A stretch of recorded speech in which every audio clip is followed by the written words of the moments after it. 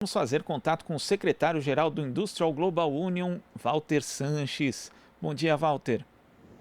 Bom dia, Glauco, e bom dia a todos que nos acompanham pelo jornal. Walter, nós tivemos nessa semana a divulgação de um estudo do Diese mostrando os impactos, os efeitos de uma modalidade prevista na chamada reforma trabalhista, que é o trabalho intermitente. E a conclusão é que ele não conseguiu reduzir nem o desemprego e ainda por cima rebaixou a renda. Entre os dados estão ali que 22% dos vínculos admitidos em 2019 não resultaram em qualquer rendimento do trabalhador. Como é que você vê esse estudo, Walter? Glauco, é importante a gente entender que não é só o caso do Brasil, né? Infelizmente, essa ideia de reformas trabalhistas ou medidas espalhafatosas aí, ou heterodoxas de redução do custo de trabalho, né? Não é uma coisa que existe só no Brasil, infelizmente, né? Essa é uma modalidade de trabalho que foi implementada na reforma trabalhista de 2017, foi regulamentada um pouco depois. E os dados que o Diese levantou, ele mostra o quê? Que ele não está sendo utilizado. E que quando ele é utilizado, ele é meramente para baratear o custo de quem já emprega, né? Então, num país que tem 14% de desemprego, não é porque você oferece um barateamento na força de trabalho que vai se gerar emprego, né?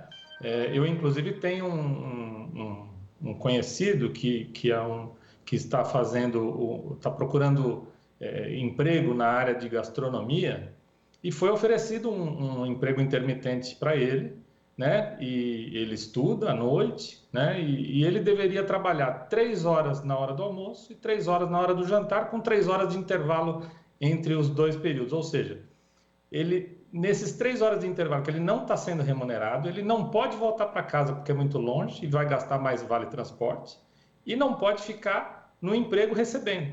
Ou seja, é simplesmente para baratear o custo de trabalho. Então, desde a crise da anterior crise econômica global de 2008, 2009, 126 países fizeram algum tipo de reforma trabalhista e quase todas elas foi para simplesmente baratear o custo do trabalho. É aquela velha história.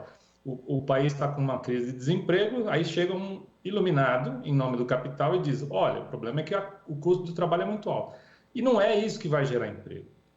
Vai gerar emprego é ter um mercado doméstico demandante, ou seja, o mercado doméstico precisa de produção, de comércio, de serviços e, portanto, vai gerar emprego para atender esse mercado. Não é por conta de você baratear. É a mesma coisa, se alguém bater na sua porta hoje, desemprego de 14%, 14 milhões de desempregados no Brasil, né? A pessoa bate na sua porta e fala assim: olha, se o senhor me der um prato de comida, eu retiro o lixo aí para o senhor, né?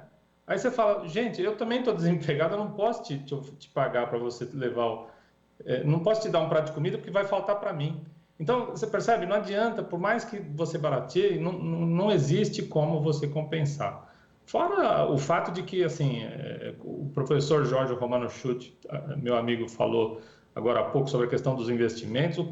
O que atrai investimentos que podem gerar emprego, sobretudo investimentos estrangeiros diretos, ou você ter um mercado doméstico de consumo relevante, né, que o Brasil já teve, ou você ter alguma matéria-prima ou algum fornecimento específico de um país que seja atrativo para alguém investir, algumas vantagens fiscais ou incentivos governamentais para que você barateie o seu investimento nesse país, ou mão de obra barata, né? Agora, o Brasil, ele já há muito tempo ele não figura nenhuma dessas 4 categorias, então, portanto, não tem uma previsão de que isso vá reverter essa tendência por conta de investimentos estrangeiros diretos que possam vir para o Brasil. Walter, e como você falou a respeito do alegado custo do trabalho, a reforma trabalhista também, ali por meio de modalidades como trabalho intermitente e outras, dizia que ia reduzir esse custo e que assim os empresários iam poder formalizar trabalhadores que antes eram informais. Mas o que a gente viu, além do aumento do desemprego, é que o tipo de emprego que cresceu foi justamente o emprego informal. Ou seja, a reforma trabalhista, na prática ali, ela simplesmente deu segurança jurídica para o empregador continuar empregando de forma informal, sem o trabalhador ter acesso a diversos direitos. Quer dizer, a gente não conseguiu gerar emprego, não conseguiu gerar renda e ainda por cima legalizou a informalidade praticamente, Walter. Então, Glauco, e a gente tem que lembrar que a economia ela é uma coisa, vamos usar um termo do momento, de uma forma, ela é circular, ou seja, se você não tem as pessoas sendo bem remuneradas, elas não vão consumir. Se elas não consomem, não há comércio, não há serviço, não há produção, não há indústria, não há emprego. Então, você simplesmente baratear o custo do trabalho, é óbvio que existem alguns fatores competitivos entre um país e outro, que é uma questão que pode ser até analisada pontualmente em algum momento, mas isso não é o que vai fazer com que mude ao contrário, né? As pessoas, quanto menos renda, né? Os países mais desenvolvidos são aqueles em que a renda do trabalho, a renda dos empregos gerados, ela participa no PIB nacional em cerca de 30%. O Brasil caiu muito nisso, né?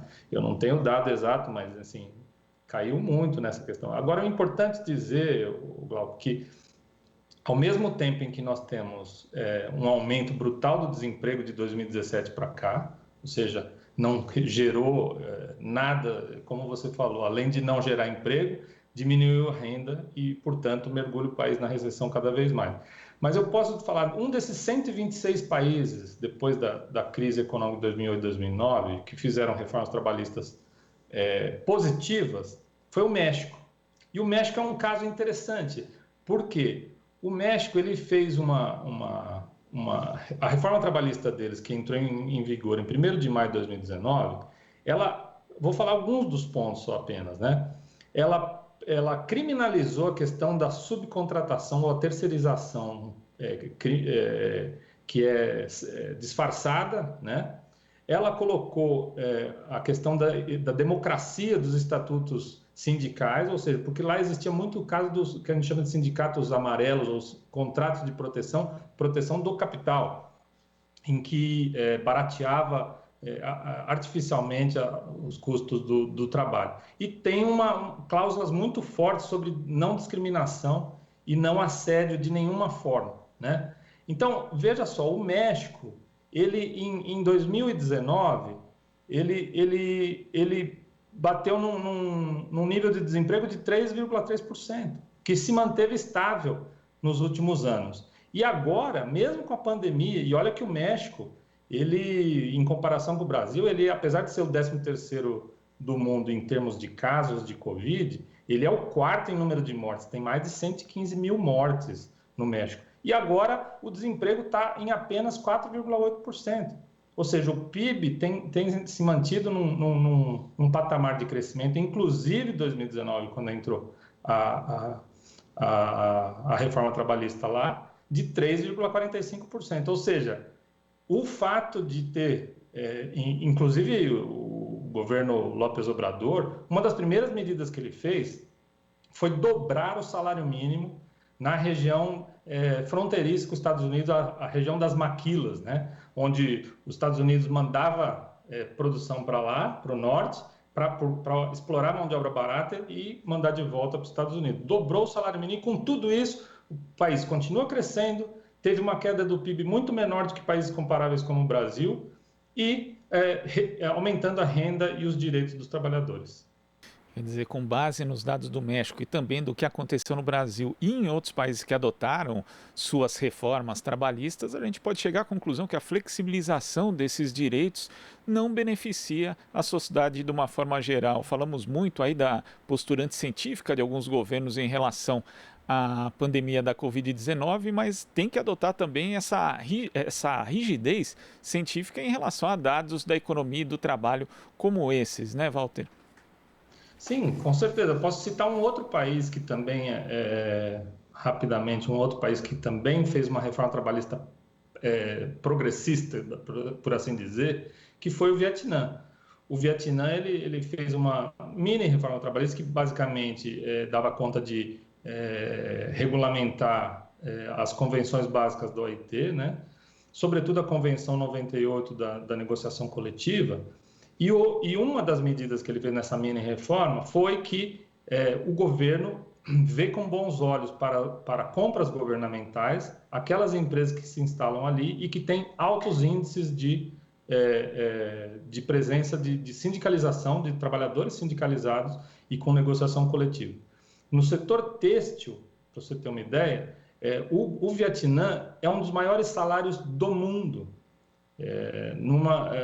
Se você pegar a cadeia produtiva da Inditex, que é a maior empresa do setor de vestuário do mundo, né, que tem 2 milhões de trabalhadores na sua cadeia produtiva, o Vietnã hoje ele tem um salário médio nos fornecedores para a Inditex de $450, enquanto a gente tem casos, por exemplo, na Etiópia, onde os trabalhadores têm um salário de $40 por mês. Então, não e ao contrário, né, o Vietnã ele é um dos países que mais vem tendo investimentos estrangeiros diretos nos últimos anos, e agora vai ser um dos 3 ou 4 países que em 2020 ainda vai ter crescimento do PIB, enquanto a maior parte do mundo vai ter uma redução no PIB. Fundamental observar esses exemplos. Walter, queria agradecer a sua participação aqui no Jornal Brasil Atual e até a próxima. Até a próxima. Bom dia a todos e todas. Bom dia. Conversamos aqui com o secretário-geral do Industrial Global Union, Walter Sanches. Você está ouvindo Jornal Brasil Atual. As notícias que os outros não dão.